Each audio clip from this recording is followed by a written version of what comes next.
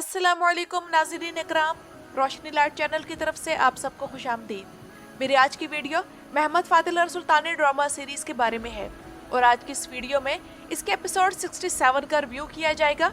और नाज़रीन इकराम, जैसा कि मैंने 2 वीडियोस पहले अपनी एक वीडियो जो महमद फातिल और सुल्तानी पर बनाई थी उसमें कहा था कि मुझे लग रहा है कि सुल्तान फाते के राइटर्स ने बोज़दैक प्रोडक्शन के राइटर्स की तरह कहानी के मामले में कलाबाजियाँ खानी शुरू कर दी हैं, इसलिए सिनेरियोस अजीब से हो गए हैं।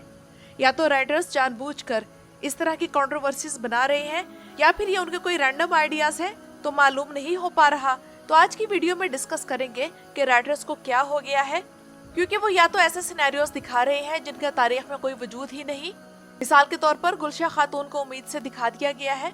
हालांकि तारीख के मुताबिक गुलशा खातून का एक ही बेटा था जिसका नाम शहजादा मुस्तफ़ा था, और एक बेटा चचक खातून से हुआ यानी कि प्रिंसेस रोज से, जिनका नाम शहजादा जैम था। तीसरे बेटे का नाम बायजीद था। जबकि नाज़रीन इकराम, सुल्तान फाते की एक बेटी भी थी जो कि गुलबहार खातून से हुई थी और उसका नाम गौहर खान खातून था। तो गुलबहार खातून को उम्मीद से दिखाने के बजाय यहाँ गुलशा खातून को दिखाया जा रहा है, जबकि गुलबहार खातून को बिल्कुल ही गायब कर दिया गया है। तो क्या जिस तरह कुरुलिश उस्मान में बाला खातून की एक फेक बेटी दिखा दी गई जिसका नाम हलीमा खातून था और जिसका तारीख में कोई वजूद भी नहीं था, तो क्या सुल्तान फाते के राइटर्स भी गुलबहार खातून की बेटी को गुलशा खातून की बेटी दिखा देंगे? तो एक तो ये पॉसिबिलिटी है, जबकि यहाँ दूसरी पॉसिबिलिटी ये है कि राइटर्स का ये कोई वक्ती आइडिया हो और वो बच्चा पैदा होने से पहले ही फौत हो जाए। और इसके अलावा भी कई और खामियां हैं जिनके बारे में आज की इस वीडियो में बात होगी। और ये वाली एपिसोड पिछले एपिसोड से काफी मुख्तलिफ थी, खास तौर पर रफ्तार के लिहाज से, क्योंकि इस बार कहानी बहुत तेजी से आगे बढ़ी। मिसाल के तौर पर सुल्तान जहां मुल्ला लुत्फी के साथ बात करते हुए महमूद पाशा के मामले में दीवान बुलाने का ऐलान करते हैं, तो अगले ही सीन में दीवान दिखा दिया गया, दरमियान में किसी भी किस्म की इंटरप्शन के बगैर और बगैर किसी इंट्रोडक्शन के कहानी सीधा बड़े बड़े किरदारों के टकराव की तरफ चली गई है। इस एपिसोड में भी ज्यादा जोर सियासत पर था और साजिशें, अहम फैसले और पर्दे के पीछे होने वाली चालें, ये सब देखते हुए हर किरदार अपनी ताकत मनवाने की कोशिश करता नजर आया।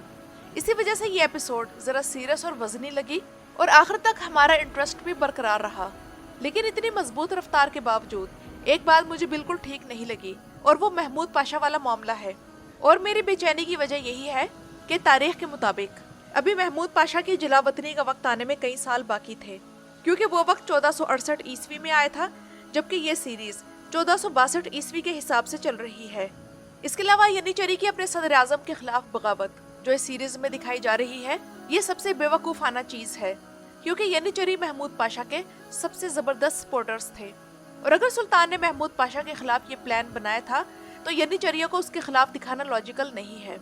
शायद राइटर्स महमूद पाशा को उसका अलग से सिनेरियो देना चाह रहे थे और मुहिम से पहले वो सदर आजम के तौर पर अपनी वजारत हासिल करने में कामयाब हो जाएगा। लेकिन बहरहाल मुझे ये तवक्को थी कि सुल्तान फाते दीवान से महमूद पाशा को निकाल कर दीवान को अगले दिन तक मुलतवी कर देंगे, और जिस तरह जानदारले को दूसरी बार वजारत का ओहदा दिया था, इसी तरह महमूद पाशा को भी दोबारा से सदर आजम बना देंगे। और वैसे भी व्यूअर्स को याद रखना चाहिए कि जब तक आत्माजा जिंदा है तब तक किसी भी सदर आजम के पास गलती की कोई गुंजाइश नहीं है। मैं हैरान हूँ कि महमूद पाशा के इल्म में आ गया था कि आत्माजा ने जानदारले के खिलाफ गवाही दी है, इसके बावजूद उसने आत्माजा को अपने साथ रख लिया। और महमूद पाशा के सिनेरियो के मामले में बेचैनी की दूसरी वजह यह है कि महमूद पाशा को हटाकर इसहाक को वजीर आजम नहीं बनाया गया था, बल्कि मोहम्मद रूम पाशा को वजीर आजम बनाया गया था। हम राइटर्स की तरफ से किसी ऐसी हरकत की बिल्कुल भी उम्मीद नहीं कर रहे थे, क्योंकि ये तो एक्चुअल कोर्स ऑफ हिस्ट्री के साथ चला करते थे। इन्हें क्या हो गया?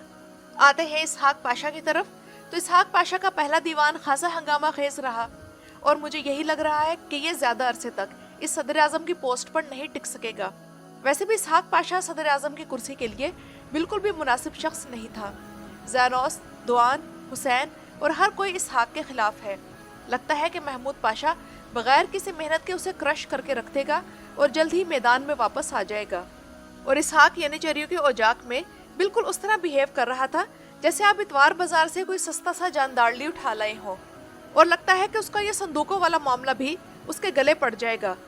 और नाज़रीन इकराम, इसी किस्त में आलम दीन मोहम्मद अली काशची के रोल में उज़्बेकिस्तान के मशहूर म्यूजिशियन और अदाकार जवाहिर ज़ोकिरोफ ने आना था, और वो आ गए। और यही इस एपिसोड की सबसे अच्छी चीज़ थी कि ख्वाजा अली काशची जैसे नामवर आलम दीन को लाया गया और सुल्तान फातेह की मुहिम के रूट के मामले में जिस तरह उनके इल्म फलकियात से फायदा उठाया जाएगा, ये दिलचस्प तफसील होगी। हम जानते हैं कि प्रोड्यूसर अय्यूब गो खान ऐसे अदाकारों को लाते रहते हैं जो वही किरदार प्ले करते हैं जो उन्हीं की कौम से हों, और मैंने अब तक ऐसी कोई प्रोडक्शन कंपनी नहीं देखी जो गैर मुल्की अदाकारों को इतनी कसरत से किसी सीरीज में लाई हो। ये सुल्तान फातेह सीरीज में ही ऐसा होता है। और दूसरी बेहतरीन चीज जो इस एपिसोड में दिखाई गई वो बहादुर पाशा का पूरा नाम है, यानी कि रुमेलिया के बेलर बे बहादुर हमजा पाशा।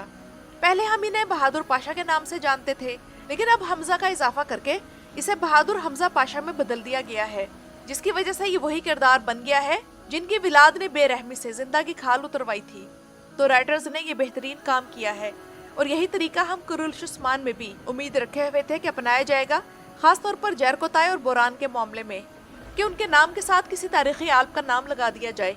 लेकिन महमद बोजदैक की सोचने की सलाहियत जरा मुख्तलिफ है। तो नाज़रीन इकराम, राइटर्स से यही गुजारिश है कि थोड़ा बहुत ड्रामा इस सीरीज में शामिल कर दें तो खैर है, लेकिन तारीख की टांगें मत तोड़ें। लेकिन इसके बावजूद ये मानना पड़ेगा कि डायरेक्शन और सियासी प्रेशर के लिहाज से एपिसोड बहुत अच्छी थी। हर मंजर में टेंशन थी, डायलॉग्स भी पावरफुल थे और किरदार एक वाज़ेह मकसद के साथ आगे बढ़ रहे थे, जो इस ड्रामे की पॉजिटिव साइड है। लेकिन ऐसा लगता है कि विलाद का किरदार फ्रीज होकर रह गया है। इससे ज्यादा खतरनाक तो वो सुल्तान फातेह के कैंप में रहकर हमें लग रहा था। तो राइटर्स से यही गुजारिश है कि विलाद के किरदार के मामले में एक ठहराव सा आ गया है, तो इस तरफ तवज्जो दें, क्योंकि वो मुझसे ज्यादा बेहतर जानते हैं कि अच्छी तारीख और मजबूत सिनेरियोस ही किसी सीरीज या कैरेक्टर को यादगार बनाते हैं, ना कि जल्दबाजी या वाकयात को अचानक से बदल देना। उम्मीद है कि इन सारी बातों की तरफ तवज्जो दी जाएगी और राइटर्स आगे जाकर इन सिनेरियोज में तब्दीली कर देंगे। जहाँ तक मलका कैटरीना की उस डील का ताल्लुक है जो वो यहूदियों से करके सोना लेकर आ रही है, तो चूंकि बोस्निया की जंग तो होनी ही है, तो मुझे लगता है कि मलका कैटरीना या तो किसी तरह वो सोना बचाकर निकालने में कामयाब हो जाएगी, या फिर गल्ला तोबा हिफाजत बोस्निया की बंदरगाह पर पहुंच ही जाएगा। तो आने वाली किस्त में हंगरी के किंग मैथियास की शायद एंट्री होने वाली है, और वो भी अपनी फौज के साथ। और नाज़रीन इकराम, एपिसोड 67 की रेटिंग स्टेबल रही और बहुत थोड़ी सी कमी के साथ टोटल में 4.04 रही। चूँकि अभी सुल्तान फातेह किसी मुहिम की तरफ पेशकदमी नहीं कर रहे, तो इसलिए रेटिंग भी एक जगह पर रुकी हुई है। हो सकता है कि जब सुल्तान फातेह बोस्निया की मुहिम के लिए रवाना हो तब रेटिंग में कोई हलचल नजर आए। तो नाज़रीन इकराम, ये तो था मेरा आज का रिव्यू। वीडियो के बारे में अपनी राय का इजहार कमेंट्स में ज़रूर कीजिएगा। मेरा चैनल विजिट करने का शुक्रिया।